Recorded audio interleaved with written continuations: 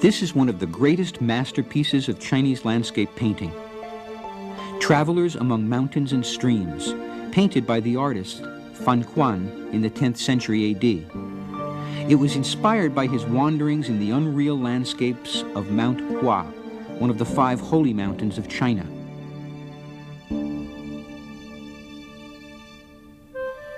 When Westerners first discovered Chinese paintings like this one, they could not see their value. They wouldn't even acknowledge them as art. But as Confucius noted, it is possible to look without seeing. If you learn to see beyond the surface of these paintings, you will discover their real beauty and find the deepest truths of the Chinese philosophies of life. Enter the hidden world of Chinese painting.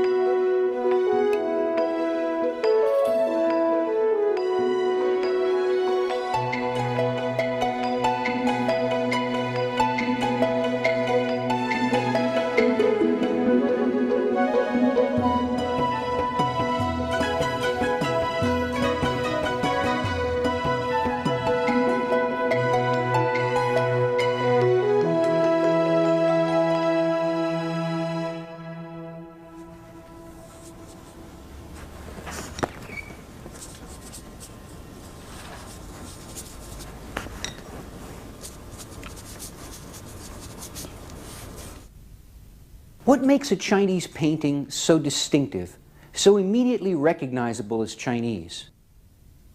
Is it the subject matter that the Chinese artists chose to paint? Is it the different tools and techniques that they used? Or is it how they saw what they were looking at?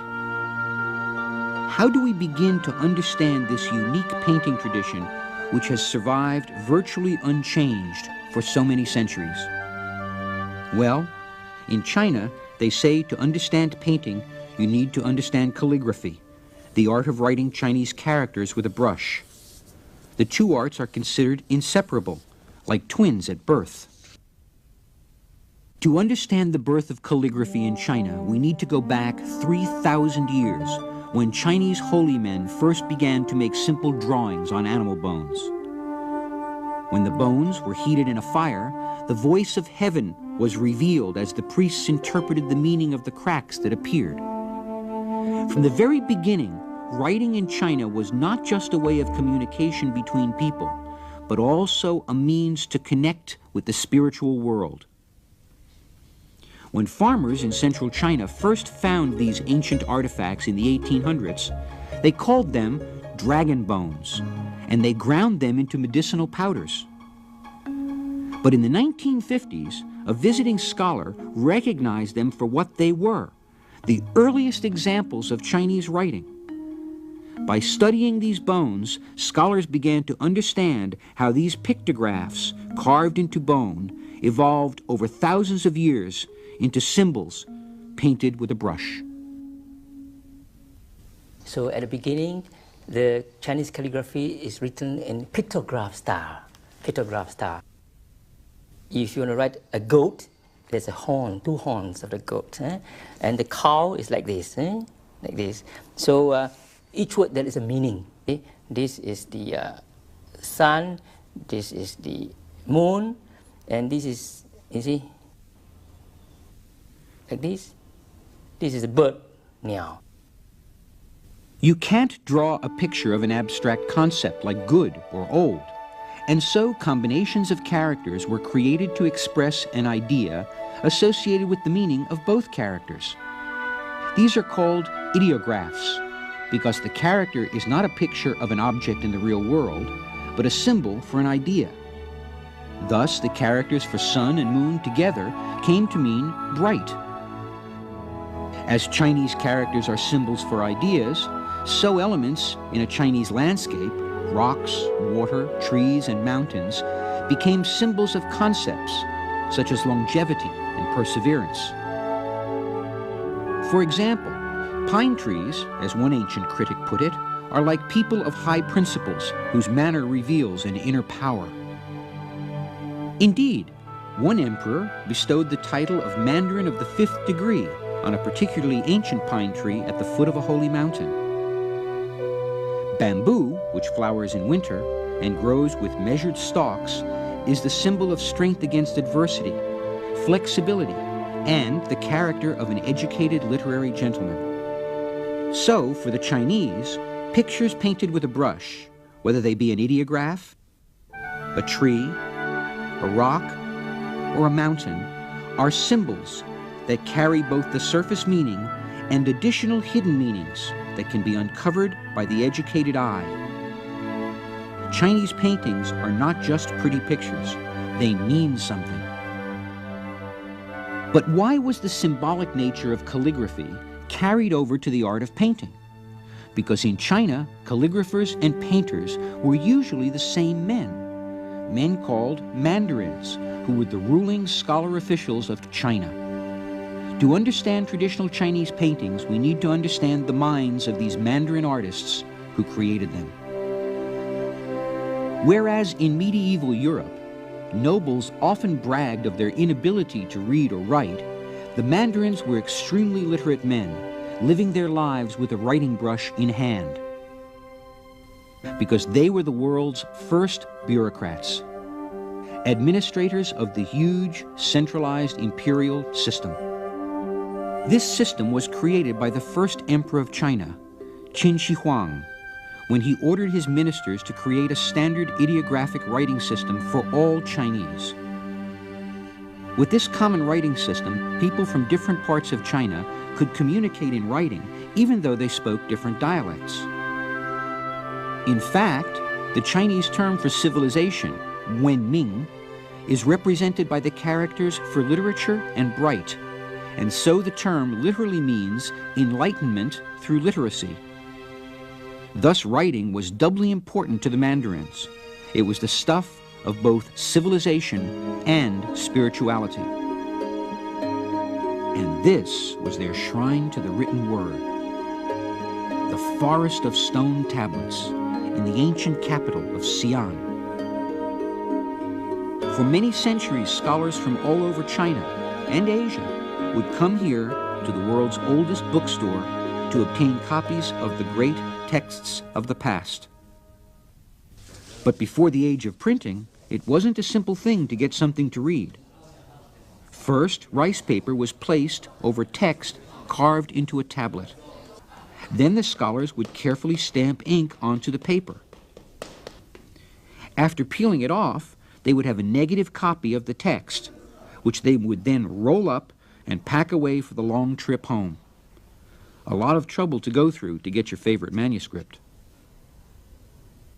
They came for copies of the work of the famous calligraphers, or for this dictionary of how to read old seal script characters, a kind of Chinese Rosetta Stone. But mostly they came to copy the writings of a single humble teacher who lived in the 5th century BC, Confucius. This sage's ideas about man's role in society, his relation to his family, friends, and ruler became the cornerstone of the imperial system. The essence of the philosophy expressed in the writings of Confucius was simply respect for established authority as a condition of peace and prosperity. Mastery of these writings was the only avenue to wealth, position, and power in traditional China. And so the Chinese ruling elite wasn't made up of generals, priests, and nobles, but of mandarins. To become a mandarin, you had to pass the rigorous imperial exams. The sons of upper-class Chinese families had to begin to prepare for these exams as soon as they were old enough to use a pair of chopsticks, memorizing and learning to reproduce the Confucian texts automatically, vividly, and in detail. Examinees would descend by the thousands to the imperial examination halls here in Nanjing, where just a few exam cells remain. Up until the last century, there were thousands upon thousands of exam cells here, covering a huge area. And here the examinees were tested on one subject only. The Chinese imperial examination system tested knowledge of these Confucian texts, and success or failure in that oldest of all civil service exams determined one's career in the Chinese imperial bureaucracy. Examinees would spend days writing down the classics from memory, eating and sleeping in their cells. Of course, sometimes their memories failed them, and the cheat sheet was born. Those who passed became mandarins. With this high office came power, wealth, and lots of paperwork. Mandarins spent most of their lives writing documents, often in multiple copies, in the square, official, regular script. So how was the art of calligraphy born out of this stiff official writing? Well, these scholars, being human, had to occasionally escape the Confucian rigidity of their official lives. So they were attracted to another philosophy that was the opposite, yet the complement of Confucianism. Taoism, a philosophy that was to profoundly influence the art of the mandarins.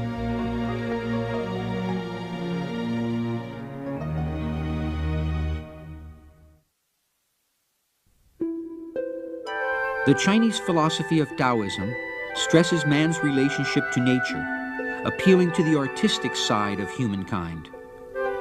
The Tao, or the Way, is the unseen reality behind appearances, the balanced cosmic flow of all things. The first aim of the Chinese artist was to express the perfect harmony of this unseen reality.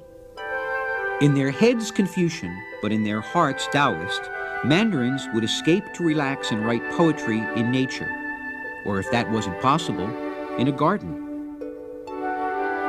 And in the year 323 AD, that's just what 7 of these scholar officials did, gathering here on the side of a small stream at the Orchid Pavilion, the sacred shrine of Chinese calligraphy.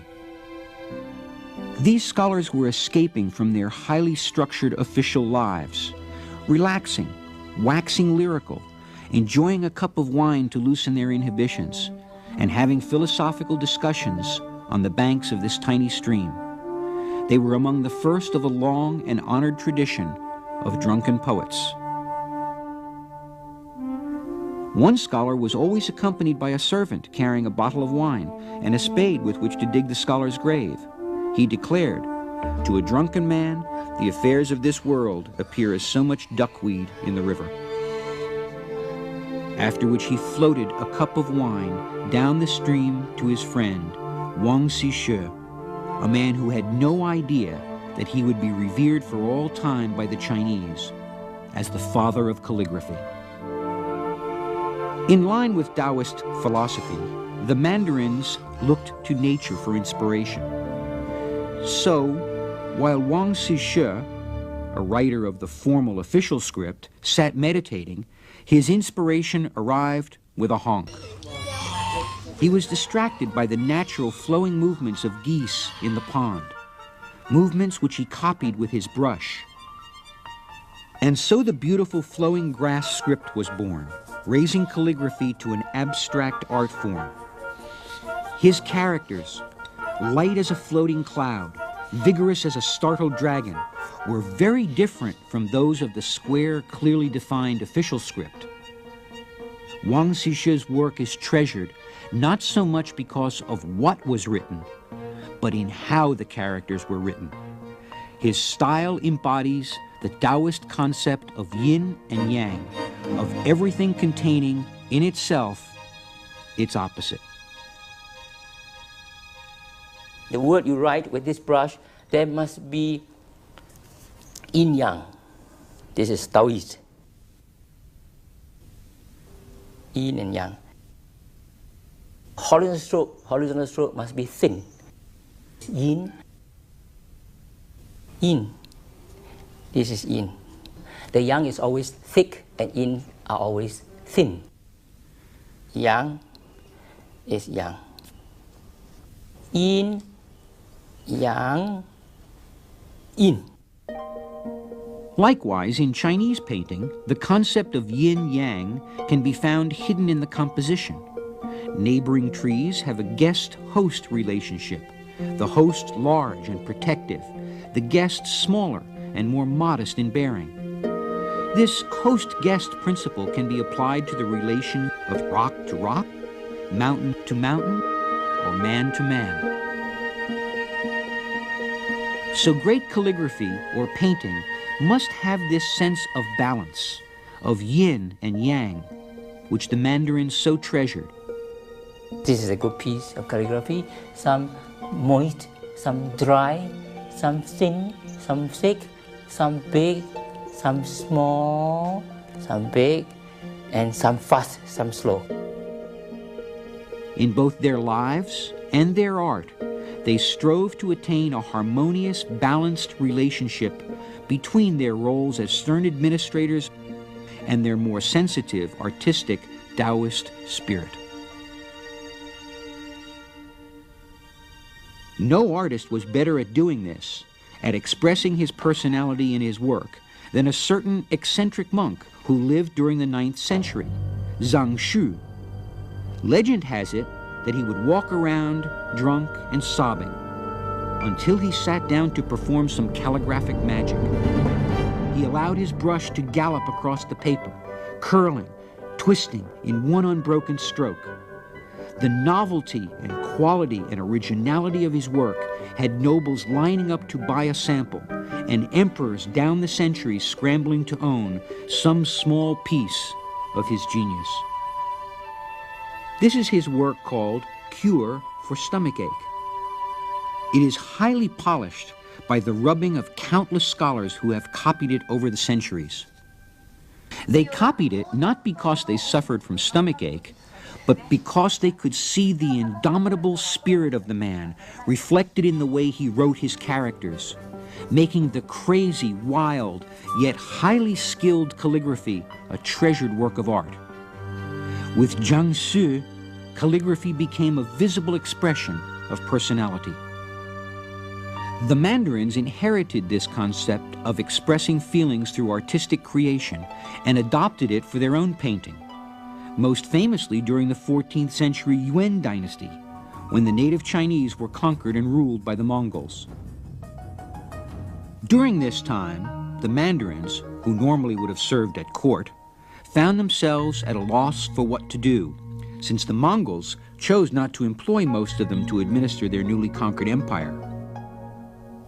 Those scholar officials who were invited to serve faced a terrible dilemma. If they joined the new Mongol administration, they could be branded traitors. If they withdrew out of loyalty to the vanquished Chinese emperor and finished their lives in seclusion, they would be forced to support themselves and their families as best they could with their talents. Most chose the latter path. The best of them, however, did not. Chao Mingfu became a high-ranking official in the Mongol court, and he was despised for it. Nevertheless, he became one of China's most famous artists. His emphasis on the blending of calligraphy, literature, and painting became the ideal for Mandarins in later centuries. In this work, he made use of sparse and abbreviated brushstrokes to express his loneliness and inner longing for the open countryside with its mountains and woods. It is an evocation of a state of mind whose symbolic meaning far outweighs its depiction of reality.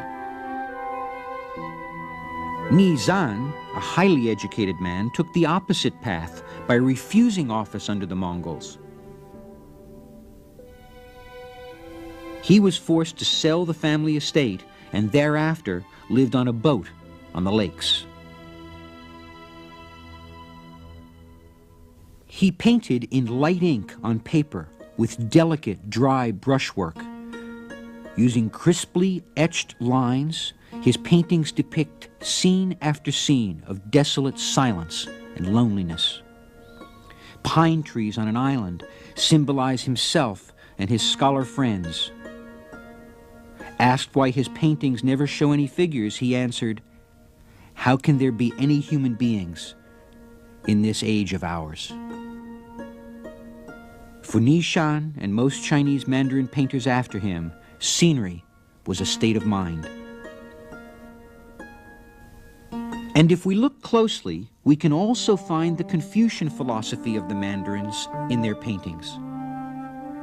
Confucius taught respect for the authority of ancient masters, and so the scholar painters often followed the style of one of the great masters of an earlier period, sometimes copying them stroke for stroke.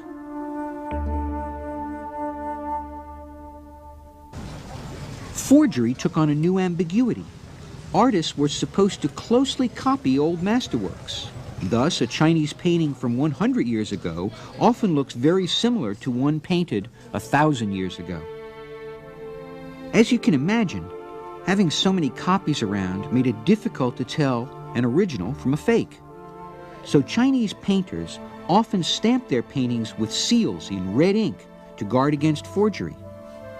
Chinese collectors would also sometimes stamp an acquired painting to show their ownership and refined taste. The seals may seem distracting at first, but for Chinese connoisseurs, seals provide an additional dimension and depth to the experience of viewing a painting. The Mandarins realized well-placed seals could play a pleasing role in a painting's overall composition. However, they can also have the opposite effect. One particular emperor in the 18th century was so fond of his paintings, he was determined to place his giant seal in the middle of many masterpieces, defacing them forever with his imperial vandalism. He stamped the beautiful calligraphy of Wang Zixue, painted 1,500 years before.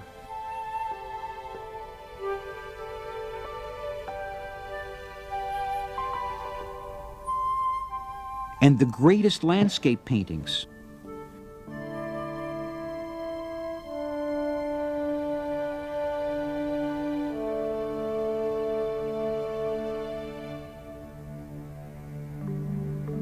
Fortunately, his officials were able to slip him some fakes from time to time and save the originals from defacement. But most Mandarins stamped their own paintings with taste, and stamped ancient paintings out of respect to continue a dialogue with the ancient past. Chinese painting has maintained a remarkable continuity over the centuries, because for the Chinese Mandarin painter, the hard-won knowledge of ancient masters was not to be thrown away or wasted. It was a tradition to be cherished and emulated.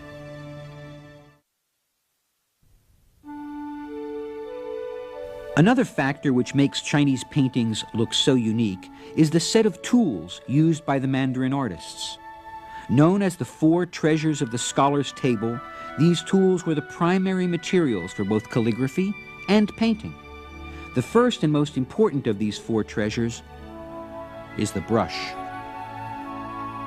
The Chinese brush is used for both writing and painting. In Europe, on the other hand, the quill pen on paper took over from the stylus and reed pen that the ancient Mesopotamians had used on their soft clay tablets. There was a clear division. Western painting went the way of the brush, while writing went the way of the pen. In China, there was no such division. And we have so many types of brushes. One stroke, you've got to run from here to there. And hairs from goat, hairs from also horse with goat inside. This is a feather of a bird. It's a horse hair, bear's hair. And this brush is made by the baby's hair. You know, the baby's hair, when the baby is born, say about 4 or 5 days, you cut the hair, and then you make this like this. So we keep this hair, baby's hair brush, until the baby is about 21 years old. Then you give it to him as a present. It will be nice. The Chinese brush is a surprisingly high-tech little instrument composed of carefully selected animal hairs, which are formed into a conical clump and fixed into the end of a bamboo tube. The hairs in the brush tip form a reservoir that can hold enough ink to allow the drawing of long, continuous lines, which, if the tip is held perpendicular to the surface, can move in any direction. By applying pressure and releasing it, the calligrapher can modulate the thickness of the line, allowing for more artistic expression. Chinese painters used the undulating line of calligraphy to express the first rule of Chinese painting, the transmission of the spirit. And so, from the earliest times, the expressive line of calligraphy also flowed into the art of painting. Very few paintings of court artists of the great Tang dynasty of the 7th and 8th century remain. But in Shanxi province in western China, we can find the tomb of Princess Yongtai, who in the year 701, at the tender age of 17, was ordered to commit suicide by the evil empress Wu Zetian.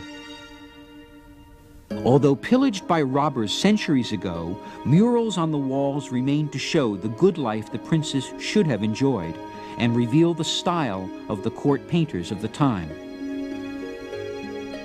Here we can see the calligraphic line of Wang Zixue, with thick lines delineating the figures and thin lines describing the features of the girls. To this day, this expressive line, painted with the versatile Chinese brush, dominates Chinese painting. Mastery of the brush was essential, but so was a deep understanding of the ink. The Chinese say, "The brush dances, but the ink sings."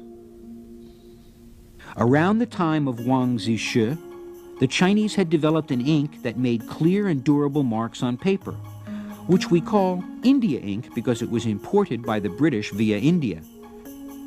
The French more accurately call it l'encre de Chine, or Chinese ink, the second treasure of the scholar's table. Chinese painters often used black ink washes to depict color. In fact, they had an expression that all 6 colors could be effectively expressed using black ink alone. This painting by a Buddhist monk entitled Persimmons shows an incredible mastery of the subtleties of ink to suggest color.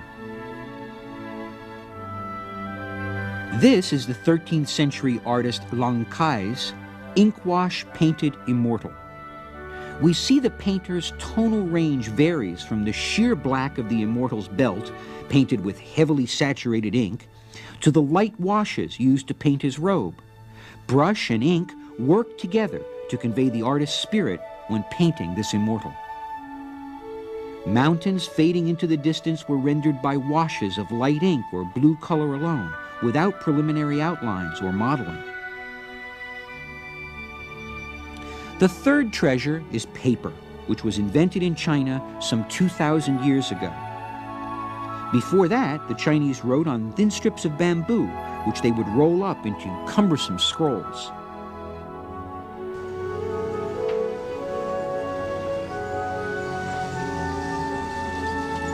The emergence of calligraphy as an art was made possible by the use of paper as a medium,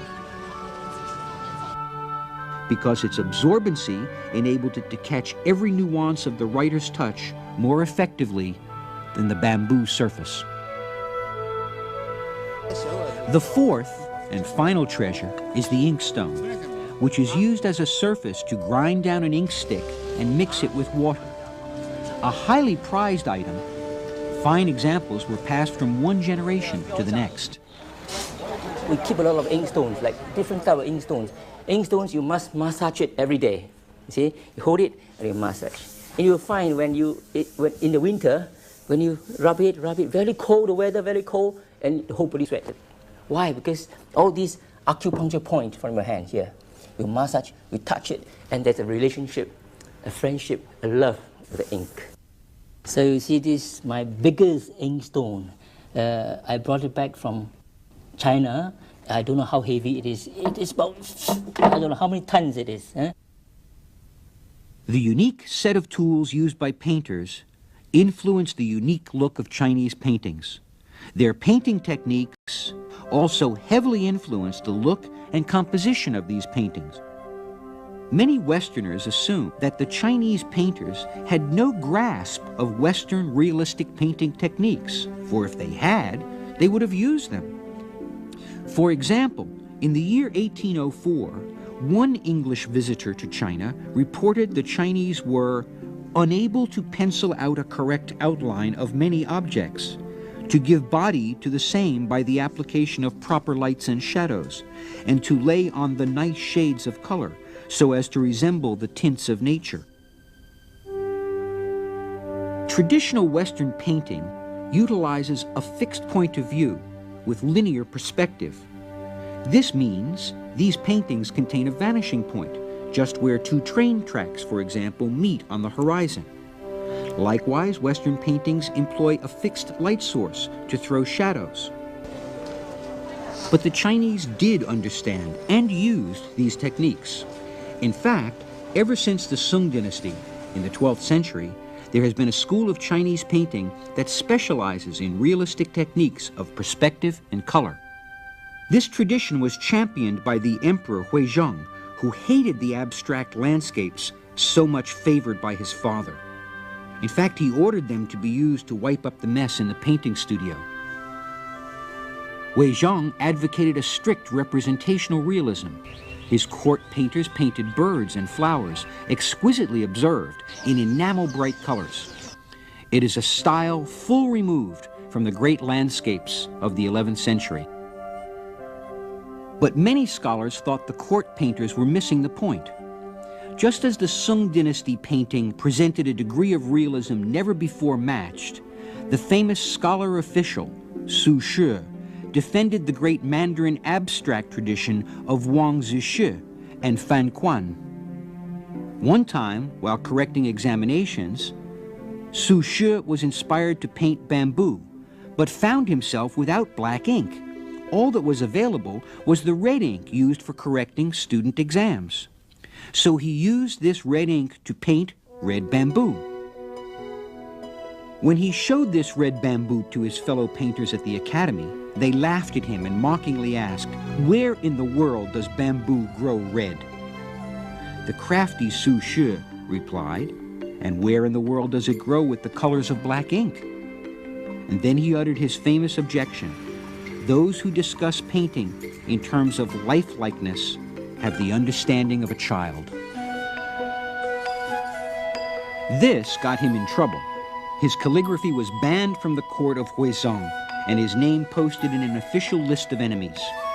But later Chinese painters revered Su Shi as the champion of the abstract Mandarin painting tradition. After Su Shi, the opposing trends in Chinese painting history were set. From then on, the term Northern School was used to describe those who sought to paint outward appearance with bright realistic colors, and the term Southern School for those who sought to paint inner reality with black ink. The clash of these two schools is nowhere better illustrated than the story of when the Mandarins first saw a Western painting. In the year 1601, after a 20-year wait, European missionaries managed finally to get invited to the Forbidden City because the emperor had heard rumors that they bore fabulous gifts. One Jesuit brought a painting for the emperor, which would be the talk of the court. When he unveiled it, there was a large gasp. They had never seen anything so lifelike. The Mandarins were also impressed by this lifelike painting. But like Westerners, when they first beheld Chinese painting, they said it wasn't art, but rather the work of fine craftsmen. But the emperors had traditionally favored the Northern School with its colorful, realistic style. And so, some missionaries actually became members of the Imperial Painting Academy. The most famous of these was Lang Shining, whose original name was Giuseppe Castiglione. His 8 prize steeds was depicted with near photographic realism, thanks to sophisticated techniques of anatomy and perspective developed in Europe since the Renaissance. But the Mandarin artists remained unimpressed. Like Su Shi centuries before, they felt that these realistic techniques were merely methods of creating an optical illusion. They felt Western painting missed the point, that the true reality of things lies behind the illusion of outward appearances.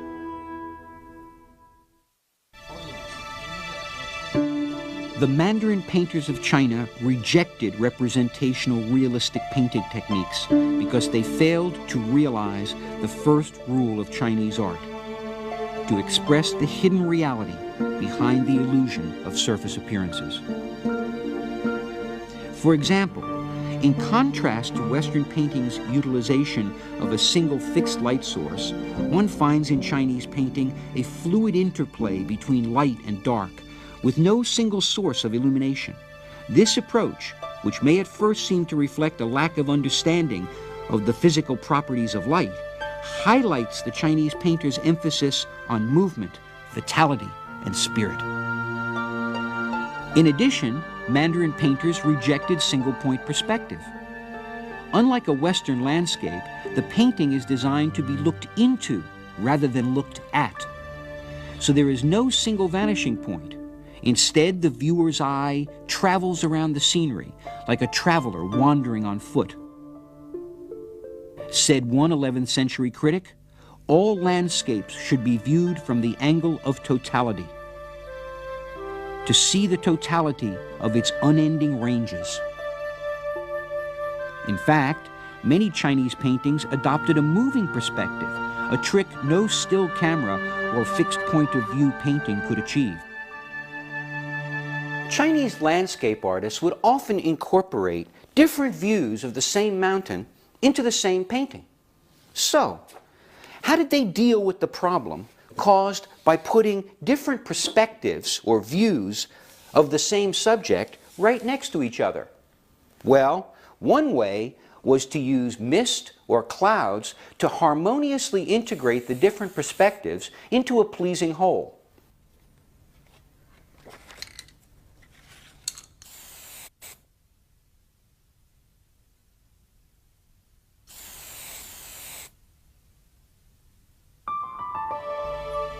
A Chinese landscape artist wandered around a mountain or a garden, and returning to his scholar's desk, closed his eyes to meditate. He called upon his cultivated memory and deep emotion to paint the mountain from the angle of totality. For the Mandarins, Taoist meditation and artistic creation were inseparable. The idea precedes the brush was their motto. The famous landscape painter Guo Si, who painted this magnificent landscape early spring, said, "Wonderfully lofty are these mountains, inexhaustible are their mystery.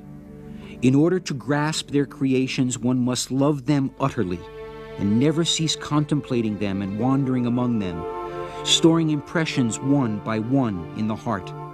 Then, in painting them, the eye will not be aware of the silk, nor the hand consciously wield the brush." In Western paintings, people tend to be the main subject of the painting, and landscape serves more as a backdrop. Now, in Chinese painting, in contrast, the landscape tends to dominate, and people are tiny within it, part of the overall Taoist totality and flow of nature. We have to seek them out in the overall composition. When we do, we may find a solitary fisherman,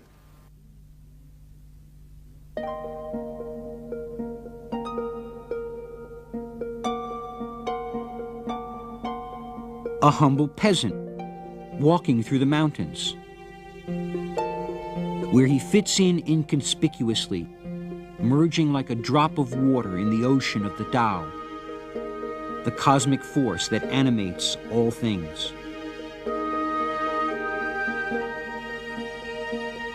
Or a Taoist sitting in contemplation on a rocky crag in the mountains. Oops, good thing he's immortal.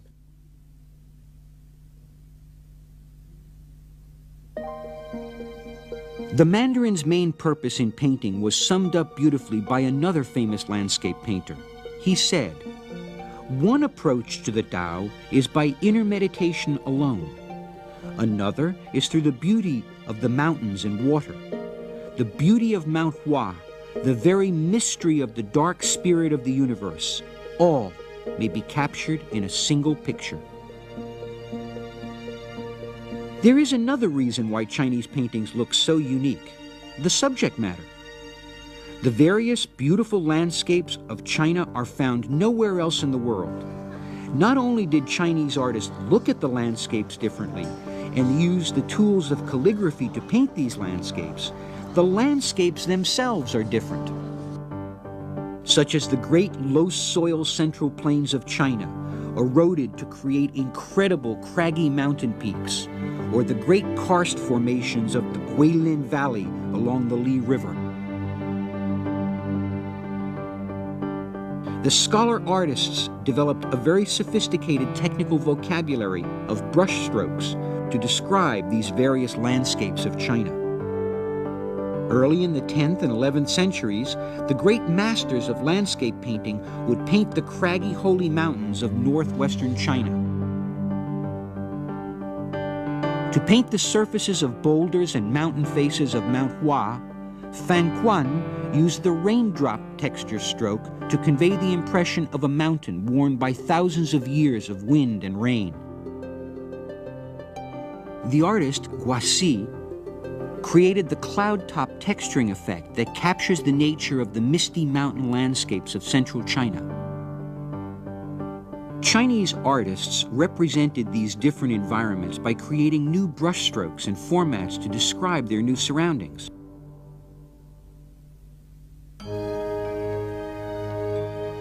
In the year 1127, Tartars from the north attacked and overran the Chinese capital at Kaifeng and destroyed the Imperial Painting Academy.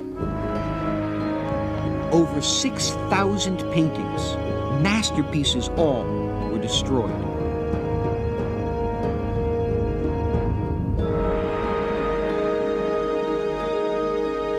But the court managed to flee to Hangzhou on the southeastern coast of China, a setting that would change the course of Chinese painting forever.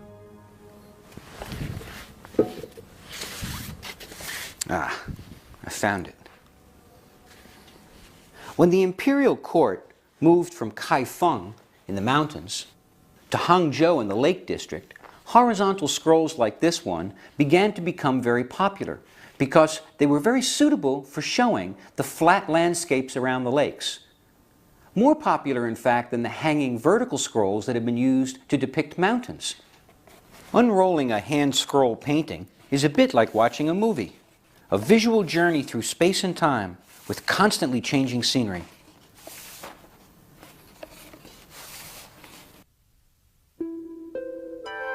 The moody scenery around Hangzhou inspired the scholar Xia Kui to paint pure and remote view of stream and hills.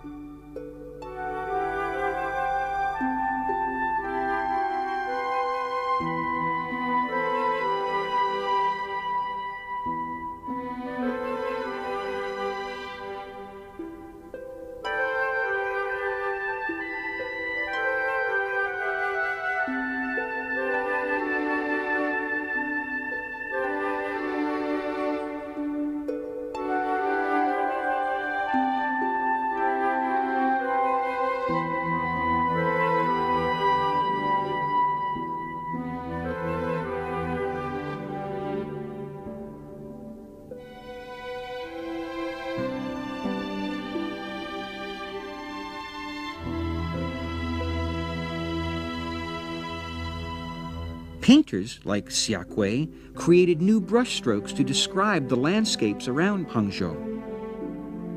Using the side of the brush and swept across to create triangular shapes, the axe-cut stroke was perfect for painting the cliffs around the lakes. Rock faces are seemingly chiseled right out of the paper, their hard, solid textures as palpable as granite.